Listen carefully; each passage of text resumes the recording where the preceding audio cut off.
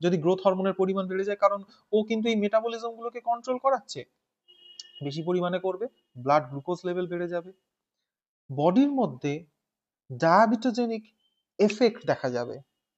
এই কথাটার মধ্যে একটা খুব গুরুত্বপূর্ণ বিষয় হচ্ছে, এটা কিন্তু ডায়াবেটিস নয়, কিন্তু তার সত্ত্বেও ডায়াবেটিসের মতো একটা এফেক্ট দেখা যাবে। বোঝা গেল?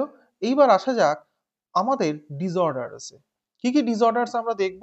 যে গ্রোথ হরমোন যদি হাইপার সিক্রেশন হয় তাহলে কি হবে, যদি হাইপো সিক্রেশন যদি হয় কি হবে? যদি হাইপো সিক্রেশন হয় তাহলে পিটুইটারি ডুয়ারফিজম হবে। মানে কি? পিটুইটারির কোন একটা হরমোনের হাইপোসিক্রেশনের ফলে ডুয়ারফিজম হতে দেখা যাচ্ছে, তাই জন্য একে বলা হচ্ছে পিটুইটারি ডুয়ারফিজম। বোঝা গেল?